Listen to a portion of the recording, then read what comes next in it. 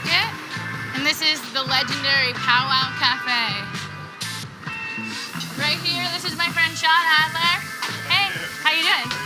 He's got 3 Indigenous-themed restaurants, and it's part of a larger narrative of a real resurgence, not only to food sovereignty, but Indigenous people taking up space in the culinary world. Have you ever had cedar tea? No, I've cedar not. Soda? No. Kris, you've never had cedar tea? No, I've not. No, I can't say that I have. Oh. Wow. Cedar is from my property Oh, yeah? north of the city. I live in Big Cedar. I've never had it before. This is a monumental moment, Kris. Oh, wow, that's good. Yeah. That's your own traditional soda. This is what's happening in downtown Toronto. There's also a couple other Indigenous restaurants that have just, popped up, and they're really, really popular. And for Indigenous people, this is what it should be about. I love your hat. I'm feeling left out. I'm gonna just borrow this one. All right. I feel a little bit more ready. Let's represent. One Indian taco at a time. Yeah. No calories. I'm stealing a sip. I don't care. Please Foodies do. at all.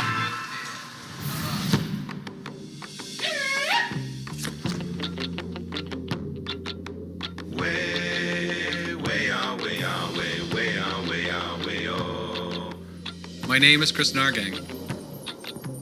I am an archaeologist and artist. My grandmother was a residential school survivor who hid her true identity from our family. I am on this journey to find my truth, reconcile the past, and continue the legacy that was stolen from her.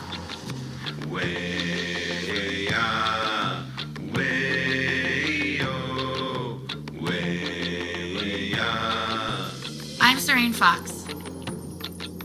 I'm Anishinaabe from Batchewana First Nation, and I belong to the Three Fires Midewin Medicine Society.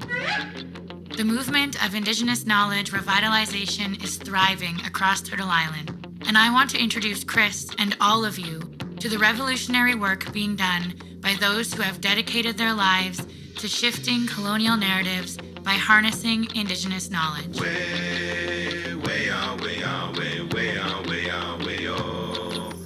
We are the future our ancestors dreamed of.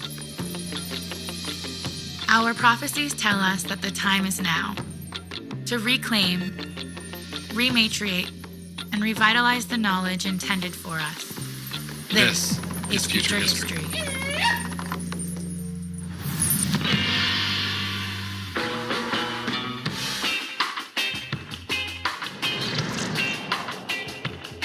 So the question for me, and the interesting one for me, is to see how food actually connects to all of this. For some reason and somehow, before even contact, we knew what to eat and how to keep us healthy. I know for a fact, just in my own life, that when you are in control of all of your own nutrition, you have a good job, you can make money, you can provide for your family, you can provide good food for your family, all of those things contribute to a vibrant community and to a better feeling of self. We're definitely going to meet someone who's on the front lines of this movement. Arianne is not only a food justice advocate, but she's a professor, and she's also the manager at the sustenance program at the Six Nations Farmers Market. Hello. Hello, How are Arianne. you? My name is Arianne Xavier. I am Onondaga, and I am the manager at Our Sustenance, and we are a social enterprise under the Six Nations of the Grand River Development Corporation. We embody the tenets of belief and faith, honesty, trust, integrity, and being sustainable, of teaching the community what it is to have for themselves, food and food access. That was how we began, is the community was asking for local food. I wanted the community to see what was in season, what that meant, and understand that low-cost food is accessible here. What it takes is time, willingness, and knowledge. We're talking about the knowledge that comes with how to care for your community. This isn't about the food. This is about your people working together to make something real happen. So when we plant a mound garden, you are planting everything a person needs to survive, to sustain themselves, to flourish and be healthy. You walk into the greenhouse, you walk into your garden, and you feel better. It's a natural byproduct of being on the land. So when we plant those things, when we teach someone how to grow a garden, we're teaching them how to sustain themselves on so many levels. This is what our culture believed we always knew. We were smart enough to know thousands of years ago how to care for ourselves. We can do it again. For 25 years, everyone went off the reserve. To this day, most of them still do. Because how do you fight with that? So when you are starting a program like this, or you think you might want to, A, be prepared to get in there, do the work, and then, and this is the only time I'll ever promote this or say that it's a good idea, hope that people steal your stuff. Hope the community sees what you're doing and sees value in it. Because the first time that you go to your garden and you're like, I had tomatoes that were just this close to ready yesterday and they're gone. You've done it. You've already succeeded in what you were hoping for. You fed someone else. That's what this comes down to. When you know that what you're doing has made an impact on that one person's life, you have rippled your community. And the next time it'll be bigger. The act of planting, the act of being a seed and sharing that seed with someone else is incredible to everyone.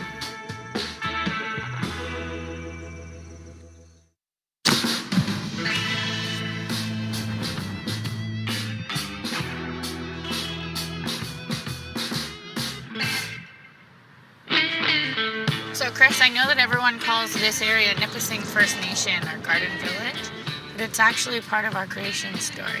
The way that you say Nipissing in Anishinaabe is Nibissing. Nibissing. Yeah, because Nibbe is water. Nibissing.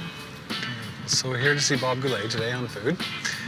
Great story up here, using commercial fishing, but going back to a narrative of traditional teachings. And these people are thinking ahead. They're front runners, and they want to work together to save the fish stocks for all people, not just the Indigenous people. So, this is the fisheries building. This is where they process the fish. I've never been in a fisheries building. Me I don't neither. think.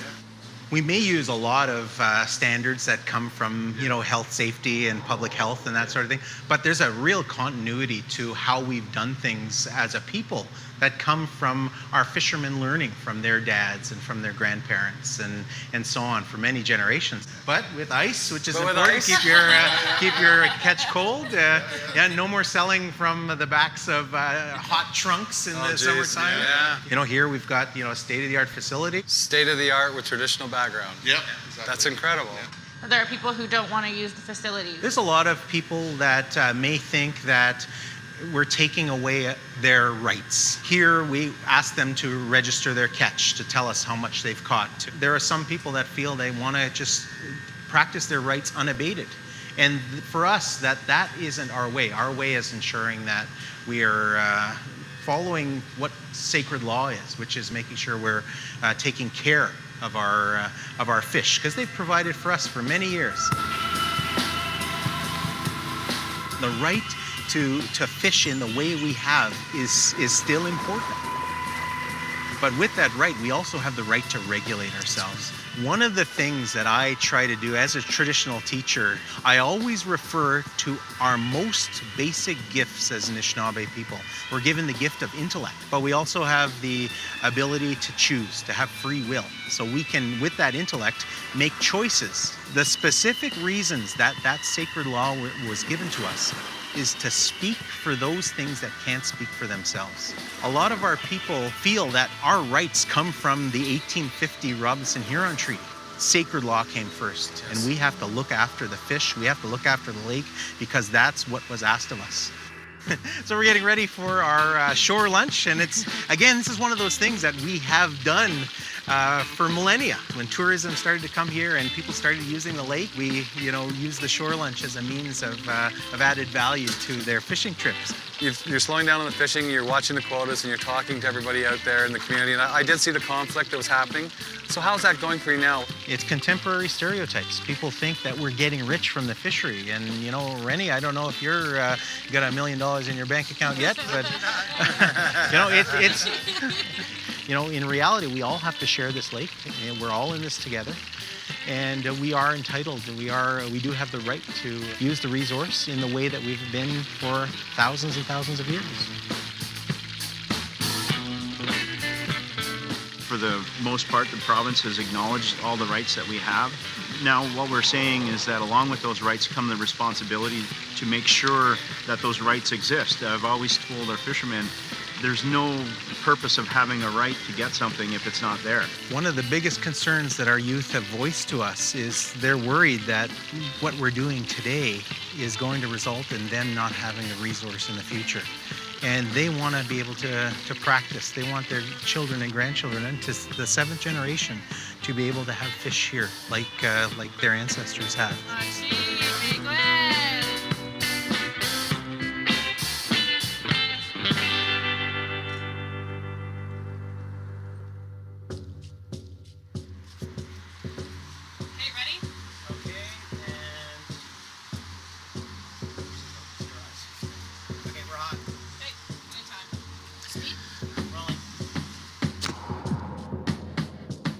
Hello, Segos, Kanakoago. My name is David R. Miracle, also known as the Haniagwedaros. It's always been a passion to be able to teach and educate people with tools of our ancestral heritage. And one thing is really important to me is the food. GMO-free foods are the best for our people, and you know, we're not supposed to eat dairy products. There's a lot of things that we're not supposed to touch, white sugars and white flours. You know, I try to take care of myself and eat the proper things that my ancestors ate here in North America on Turtle Island, Ganada, the village. So my people have a lot of medicines with the foods to help cure certain things like cancer and Parkinson's, like all these diseases that we face today in the world. We can cure these things by eating properly. Let the food be your medicine.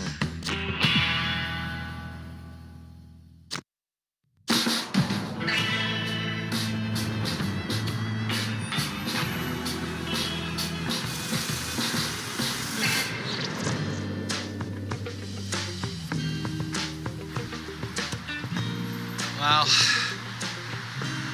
What's up with you today? You know what, Sarain? I am so stressed and so overwhelmed out here. Where I live, I'm on, you know, in the middle of nowhere with my trees and my dogs. You live in the bush. Yeah, I live in the bush, and I just feel like this is closed in on me. The city? Yeah, I mean, I tried to get food this morning. I can't find anything I want, you know, and I got cars all around. I got more people on this block than I got in my whole community. I totally feel you, but I think that when you get to Cuckoo's kitchen, you're gonna feel totally different. You're gonna feel at home.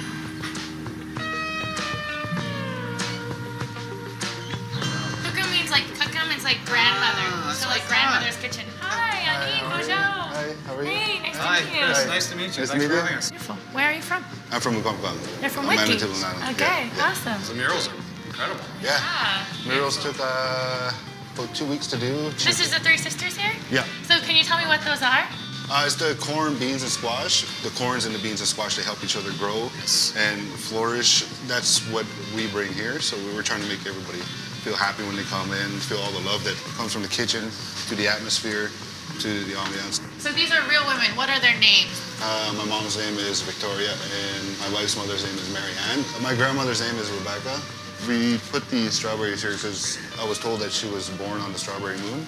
My grandmother taught me is just to keep everything nice and simple, put it on the plate, and people enjoy. Don't overcomplicate the food. There's a lot of history in our foods. That's the way I tell my story, is on a plate. This isn't just a restaurant. No, it's not a restaurant. It's a family atmosphere. It's friendship. It's everything.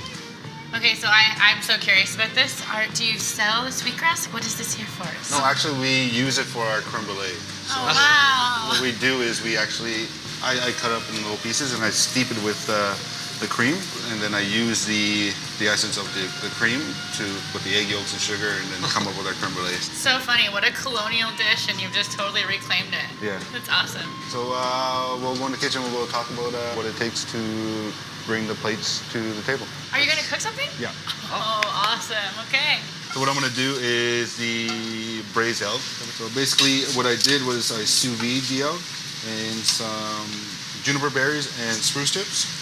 And then when you sous vide it, just locks in the flavor. It doesn't overcook it. Okay. Our elk comes from Southern Ontario, from a farm. Okay. Our venison comes from Quebec. Right. So it all has to be federally respected, federally Yes, regulated. of course. So that's the biggest Hurdle. the biggest hurdle we have, right? Yeah. So I would love to cook moose, but then it comes Yeah. with a huge fine. Has that been something that you've found it difficult to overcome or just frustrating? It was a learning curve for me. So, Okay, yeah, it was a huge learning curve for me. So I really didn't know what we were getting ourselves into when we opened this place. I thought we were just going to open up a restaurant, serve the food that I grew up with, and there's just been a huge support. Like you guys are reclaiming your food, you guys are reclaiming your heritage. But now it's just like, how do we take the next steps to support the community now? For National Indigenous Peoples Day, any profits that we made here, we're donating it to the Native Center for the Seniors Program. My grandmother was a huge member of that community. It's a way for me to give back when they taught me so much, right? So other than this, we have on the menu, we have a halibut that's just like pan-seared the same way. We also have seal tartare on the menu. It comes from northern Quebec. How does that go over? Seal on the menu. My biggest concern was, what's the backlash if I have seal on the menu? Exactly, Yeah. right. So, and the backlash is everybody loves it. So, yeah. It's nothing like they tasted before. It's a huge step. It's a huge step in the right direction. So. Food has this incredible ability to sort of transcend. Is there something on the menu that is like an excellent way to create a conversation or to create a dialogue between non-Indigenous and Indigenous people? Yeah, it's actually our sweetgrass creme brulee. So everybody just loves it. They're like, what's that note? So I go to the table, I tell them the history of the sweetgrass. They're blown away by it. All right, so what is this? This is just elk. So what we did was we braised all the elk bones that we had, and we just made a gelatin out of it. So you're using everything that you get from the animal. Yeah. The same as we always did. Oh, look at that.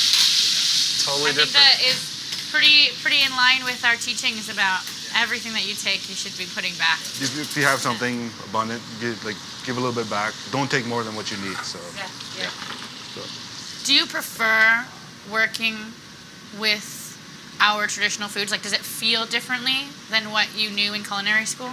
I had to learn all over again because when I moved down to Toronto, I lost a lot of the connection that I had personally to the land. Now it's just like I went up north all year last year. Like every weekend, me and the family just went up north, reconnect to our roots. Look at that reduction. Wow. And this is just a simple reduction. My Ojibway heart. More like a Ojibway stomach. Yeah, okay. And why the flowers? It's a way to say we're here again, right? So.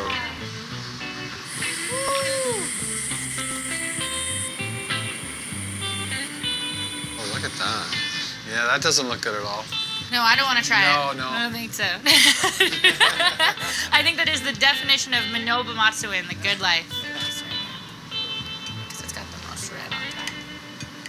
Oh my. I'm making this just slide. Look at how big this piece is. Oh my God, it's divine. That's incredible. You know when food, sometimes you taste food and it feels like home? That's what this feels like. This is incredible, Joseph. Thank you so much. So much of who we are is around food. When we come together, we feast, and when we pray, we feast, and when we celebrate, we feast. It was a huge night. Yeah. Yeah, that creme brulee is just amazing. So now you've created a space for Indigenous people and non-Indigenous people to do that in the inner city, and I think that's so important. So Chimig Wedge. Thank you. I am a happy girl. Yeah. So did I start or did you start? Oh no, I started. Okay. Insert all bad jokes right now. I'm alive. Hi. Yeah, that's actually better. You are so good. This is awesome. You're on this. High five. Woo.